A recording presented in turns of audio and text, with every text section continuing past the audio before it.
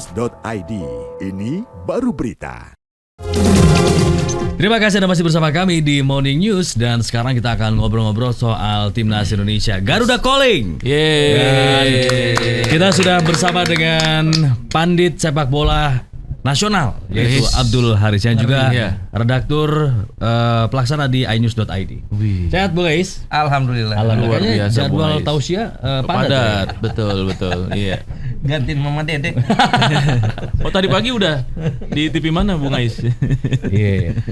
Kemarin wah, lihat jadwalnya Bung Ais Padat luar ya? biasa. Iya. Keliling kemana-mana. Puasa-puasa tetap padat beliau jadwalnya. Waduh. Mudah-mudahan sehat terus ya. Sehat ya. Alhamdulillah. Agak sedikit meriang aja hari ini. Iya. Gimana kemarin ditelepon nggak sama ini? Sama Patrick ya. Patrick. Patrick. SpongeBob kan.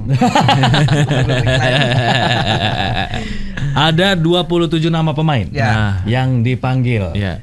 Sorotannya mungkin ke nama-nama yang justru tidak dipanggil ya, Ya. atau mungkin yang baru dipanggil Betul. juga nih. Nah, catatannya Bung Ais yang paling signifikan. Iya, ini kan masih sementara ya. Ya, sementara. Sebenarnya 27 pemain sementara. Masih belum ada Joey Pelupesi, Ya. Emil Ya. Audero, dan juga Dan James. 3 pemain naturalisasi yang baru. Ya. Dan rencananya 3 pemain ini kan menyusul. Ya, ini kan Kalau hari ini ya? Hari ini disumpah. Hari ini Iya. disumpah di Roma ya. Di Roma, ya. Ya, Kemenkum sudah di sana tim. Kemenhum. Ya, Kemenhum ya. Iya. Italiano. Italiano. Iya, luar biasa. Nah, kalau seandainya prosesnya sudah selesai Iya. sampai tanggal 13, 3 nama ini masuk. Menyusul ya. Menyusul. Tapi kalau enggak ya berarti 27 nama ini. Kalau kita soroti ini, kita bandingkan ya sama Iya. Di era STY. era STY ini enggak beda jauh. Iya. Bedanya cuma 2 pemain loh. Iya. Oleh Romeni yang memang baru selesai WNI iya. ya. Dan satu lagi Septian Bagaskara. Iya. Sisanya 25 nama sama. Ya, atau Plus- pemain-pemain yang sebelumnya sudah pernah ya. Betul. Plus tidak ada nama Elkan Bagot Iya. yang katanya lebih pilih fokus di Blackpool ya, di klubnya, karena EFL Championship kan masih main nih. Oh. Jadi dia lebih fokus ke sana karena dia ngejar starter di Iya. sana. Kemudian tidak ada mantan kapten. No. Asnawi nggak ada, Witan nggak ada. Witan juga nggak ada, Dimas Derajat juga kebetulan lagi cedera. Iya. Sayuri bersaudara tidak dipanggil, Yakob dan Yance. Artinya memang kalau dihitung-hitung ada sekitar 6 pemain yang langganan tapi tidak dipanggil. Iya, Witan memang lagi turun ya. Lagi performnya lagi kurang Iya. karena jarang dapat menit bermain yang cukup ya di Persija Jakarta. Asnawi Asnawi sebetulnya dia starter terus di Port FC ya, cuma Iya. stok di bek kanannya banyak banget. Ada iya. Kevin Dix, Iya. ada Sandy Walsh, Iya. Eliano Reinders juga bisa iya. main di situ. Iya, Artinya iya. memang potensi Asnawi untuk masuk agak susah sekarang. Iya, Kevin Dix yang tadinya diragukan akhirnya Sempet terjawab ya. Dalam kondisi yang Kondisinya gimana tuh? kurang fit ya. Kondisinya katanya. gimana Kevin Dix? Kemarin sempat cedera ankle ya Iya. saat menghadapi Chelsea, dan tapi tim medis mereka bilang bahwa ternyata tidak terlalu parah ya. Oh, masih bisa ya. Cederanya dan masih bisa main. Malah kabarnya dia akan kembali tampil bersama FC Copenhagen di pertandingan mendatang. Iya. Oke, Ragnar juga Absen. Absen karena Nanti akumulasi lawan, kartu. Iya, lawan Australia dia absen. Tapi lawan Bahrain dia bisa main. Iya. Oke. Nah, ini menarik ya Bung Ais. Ada juga nama Hoki Caraka tuh. Iya. Kemudian Septian Bagaskara yang baru masuk.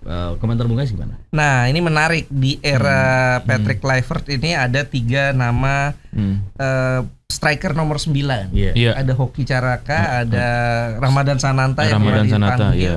dan Septian Bagaskara. Ini nomor 9 semua. Tiga-tiganya tuh. Tiga-tiganya nomor 9. Kalau Septian Dwi Cahyo, Iya, pantomim, Mbak. Pantomim, ya. Iya.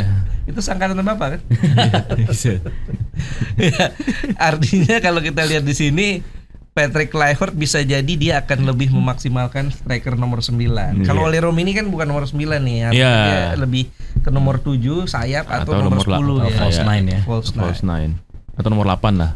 Ya, nomor 8 box to box. Oh, box Ya, to jadi, box. Beda ya. Ini akan menjadi persaingan yang gimana nih Bung Ais? Atau menjadi pilihan mungkin bagi Coach Patrick ya?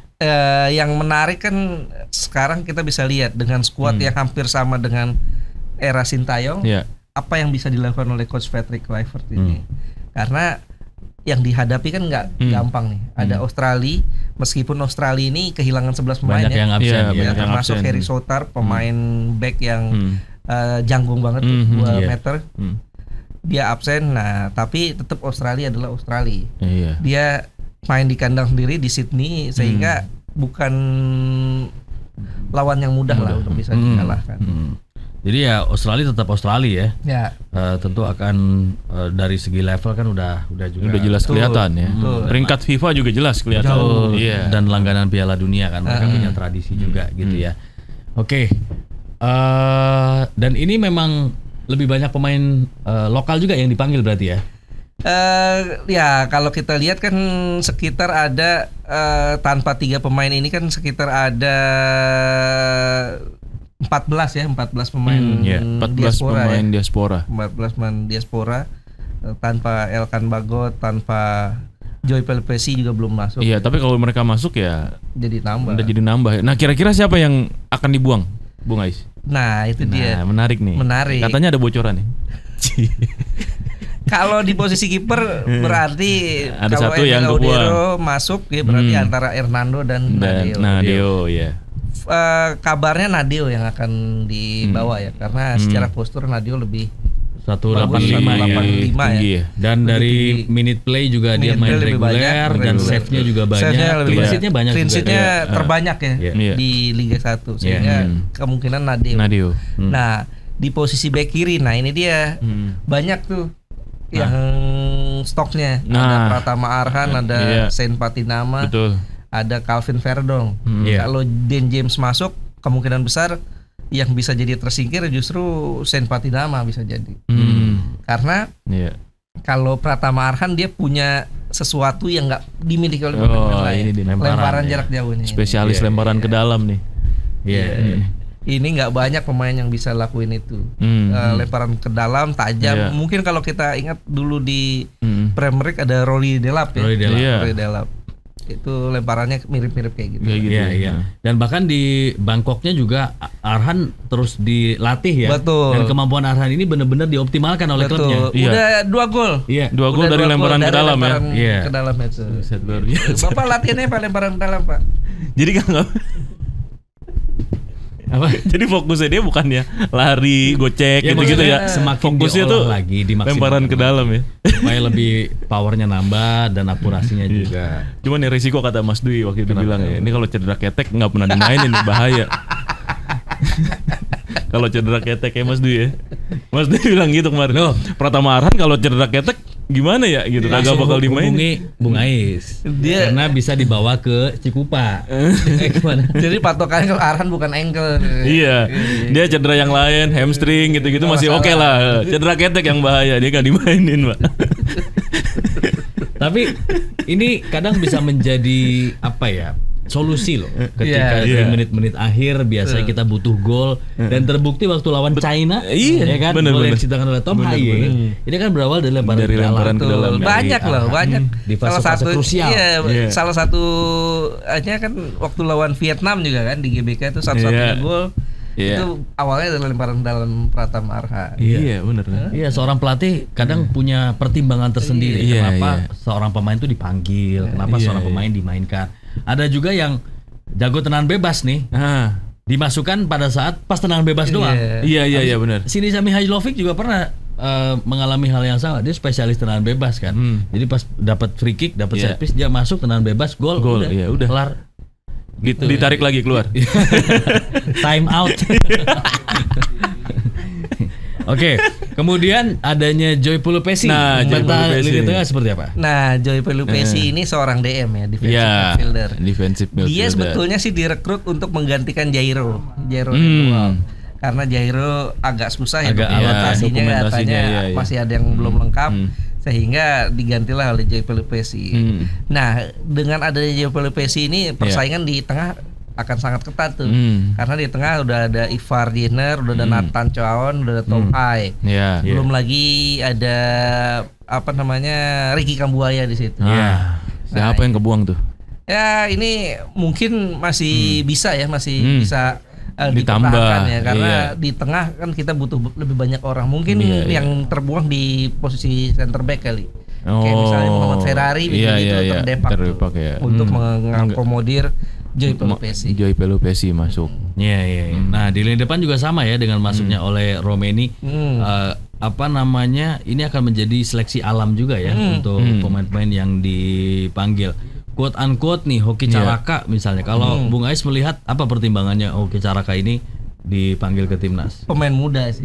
Iya. Dan kalau saya lihat Patrick Kluivert dan timnya ini masih belum mau ambil resiko. Jadi dia cari pemain-pemain yang memang pemain-pemain yang sudah biasa masuk timnas. Iya, mengingat persiapannya mepet ya. Persiapannya mepet karena praktis nanti kan cuma punya waktu 3 hari. Dia kemungkinan pemain kumpul tanggal 17 latihan, 18, 19, 20 main. Sebentar banget ya? Sebentar. Itu apa yang dilakukan ya? Buka bersama. Kemarin baru tiba kan. Patrick Kluivert dengan Jordi Clyde. Baru nanti Rabu menyusul Lanzat dan juga Pastor. Nah, sekarang utak-atik formasi dan juga starting 11 nih Bung. Nah, ini Bung Ais juga dapat bocoran katanya. Langsung dari Coach Patrick.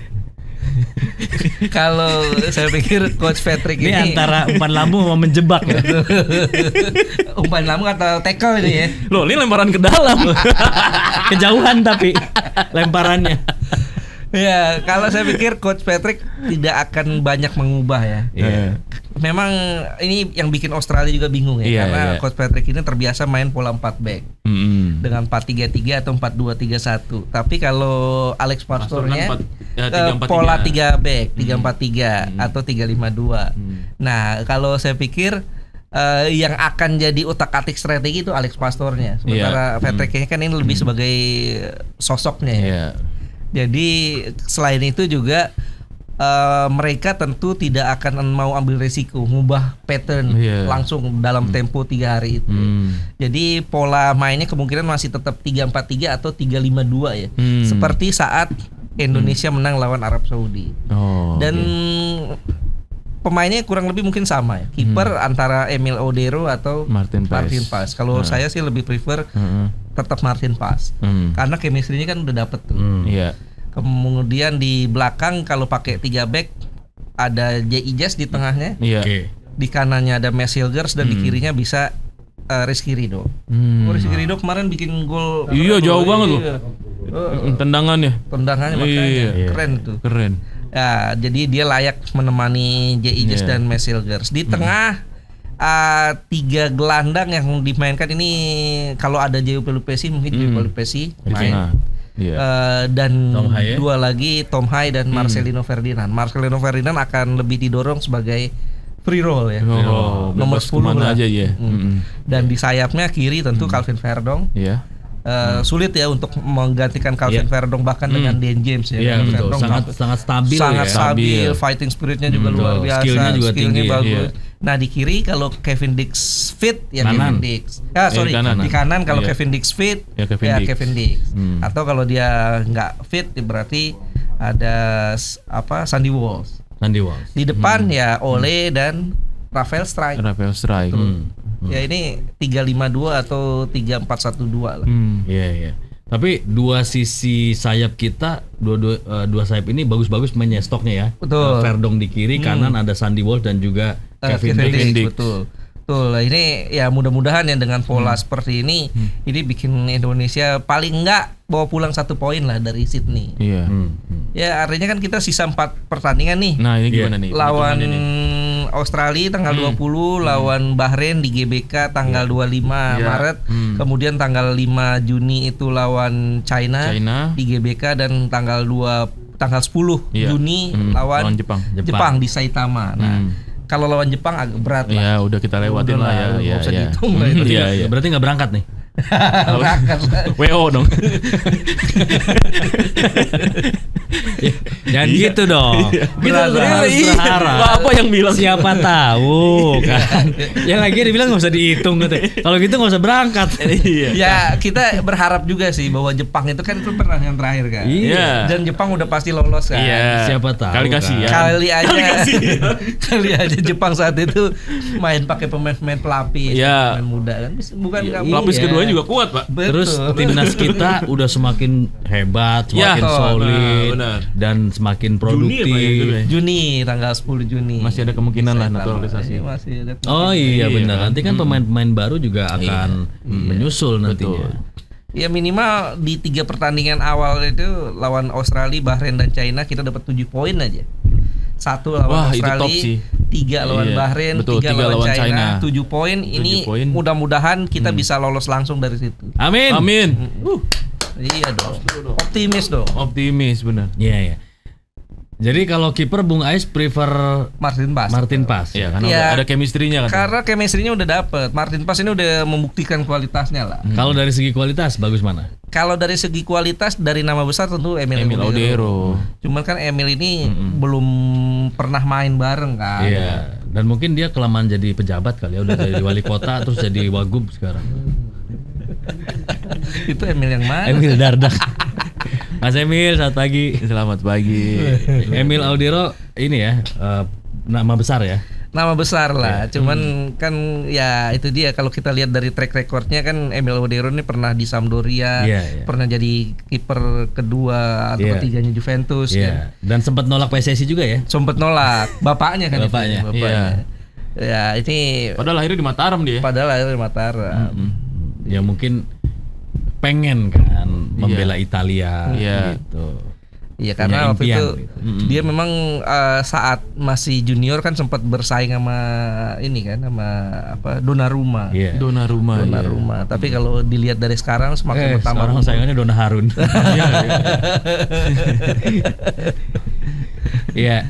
Ini akan menjadi tantangan sendiri ya bagi Coach Patrick ya, karena ada 2 penjaga gawang naturalisasi yang hebat. Iya.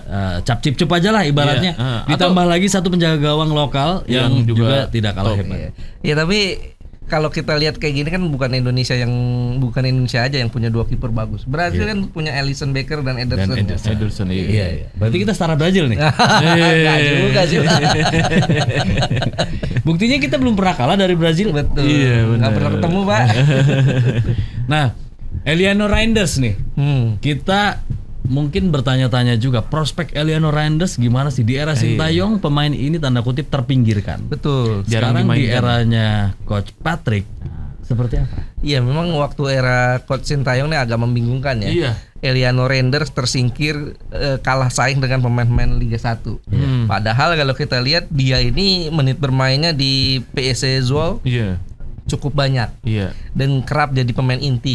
Nah, mudah-mudahan pemain ini bisa dimaksimalkan oleh Coach Patrick ya Harusnya. karena dia itu pemain yang versatile ya, bisa sebagai bek kanan saat Sayap main di kanan, PSV Zwolle juga main di bek kanan atau sayap kanan. Atau juga dia bisa sebagai attacking midfielder.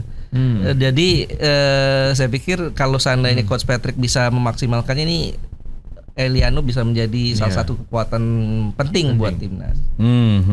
Oke. Untuk leadershipnya, Bung Ais, kan kita butuh leader juga ya, sebagai jenderal di lapangan, mengkoordinir teman-teman. J.I.Jes sejauh ini ya, dan ini memang masih cukup diandalkan ya. Masih cukup diandalkan. Kapten Usianya masih nggak apa maksudnya cukup junior ya, 22 tahun ya. Tapi dia kepemimpinannya sangat luar biasa lah. Leadershipnya bagus ya. Bahkan belakangan kan sempat dilirik oleh beberapa klub besar kan, Juventus, Milan, Udinese, Torino. Nah, artinya memang pemain ini bukan pemain sembarangan lah. Iya, benar-benar. Oke. Nah, di era Patrick seperti apa gaya bermain timnas nantinya, terutama lawan Australia dan juga Bahrain dalam waktu dekat? Ya orang-orang pikir kan ini pelatih Belanda dengan gerbong Belandanya, dengan total football harusnya ya. Dengan pemain-pemain kita yang mayoritas keturunan Belanda. Nah orang pasti berpikir ini yang bakal main total football. Kalau saya pikir enggak juga. Dan itu sudah dibantah juga kan oleh Alex Pastor kan. Di beberapa podcast dia bilang bahwa sulit ya untuk bisa memainkan total football karena total football itu butuh fisik luar biasa, butuh skill luar biasa, dan sepertinya Indonesia belum sampai ke arah sana. Jadi kemungkinan besar akan tetap bermain dengan gaya pragmatis ya. Ini tentu yang gaya-gaya Coach Sintayong mungkin akan tetap tertanam ya di tim ini. Pragmatis tuh kayak gimana sih, Bung Ais? Kalau kita lihat Sintayong kan saat lawan Arab Saudi tuh kita defend bagus terus counter, defend counter. Gitu. Jadi kalau dulu kita ingat gaya-gaya Jose Mourinho saat lawan Chelsea, lawan Barcelona mungkin saat dia pegang Inter kan begitu. Defend bagus, counter, menang. Jadi tidak mengutamakan sepak bola indah. Betul. Gitu. Yang penting menang aja. Yang penting menang. Yang penting selamat, minim kebobolan dan bisa Jadi menang. technical foul itu juga nggak masalah ya. Iya nggak masalah. Selama itu. Dan Belanda sekarang juga nggak total football banget kan. Iya sih. Kita ingat zamannya Belanda siapa Louis van Gaal di Piala Dunia 2022 kemarin kan. Itu cenderungannya bermain seperti itu. Nggak mengandalkan total football, dia lebih seperti pragmatis ya. Iya. Dan cara pragmatis ini harus ada tambahannya satu. Apa tuh? Keberuntungan. Harus ditambah keberuntungan juga. Bener. Ya apalagi misalnya Indonesia ya menghadapi lawan-lawan yang katakanlah berat ya di grup C ini, atau mungkin misalnya nanti masuk ke ronde keempat, nanti difilter lagi dari 6 tim ya, dibagi lagi itu 3-3 mau lolos langsung katanya. Iya, kita kans untuk lolos langsung sangat terbuka. Sangat terbuka. Karena kan Bahrain juga masih lawan Jepang ya. Dan beberapa tim juga masih lawan Jepang ya. Artinya memang persaingan kita untuk bisa bersaing dengan Australia, kita pesaing utama kita kan antara Australia, Bahrain, China dan Arab Saudi. Arab Saudi sudah 2 kali main lawan kita. Dan kalau kita head to headnya lawan Arab Saudi kita menang. Kan? Seri dan menang di GBK. Artinya kalau poinnya sama lawan Arab Saudi, kita akan lolos lah. Nah sekarang yang kita pikirkan adalah head to head dengan China, Bahrain dan Australia. Nah ini kan udah diumumkan ya Bung Ais. Ada TC nggak sih nanti? Nggak mungkin nanti TC. Langsung nanti mereka TC-nya langsung di Sydney. Kemungkinan tanggal 17 lah baru. Infonya katanya Rafael Strike nggak balik ke sini ya? Tetap di sana. Iya. Ngapain dia balik ke sini, Pak? 2 kali kerja ya. Berarti ongkos, Pak. Mahal ya. Oke, mudah-mudahan ini adalah skuad terbaik ya. Kita percayakan kepada Coach Patrick dan juga jajaran tentunya untuk memilih pemain-pemain untuk memperkuat timnas Indonesia di babak kualifikasi ronde ketiga ini, memasuki pertandingan menghadapi Australia, Bahrain, China dan juga Jepang di sisa partai yang ada. Mudah-mudahan meraih hasil optimal. Amin. Bung Ais, terima kasih. Sama-sama. Luar biasa infonya. Om Andri. Ya, sehat selalu ya. Oke. Amin. Baik, kalau begitu Sobat Tanju, sampai di sini kebersamaan kita di Mo News edisi hari ini. Jumpa lagi besok di jam yang sama. Saya Fadli Sungkara dan saya Andri Susanto. Undur diri. Wassalamualaikum warahmatullahi wabarakatuh. Selamat pagi, sampai jumpa.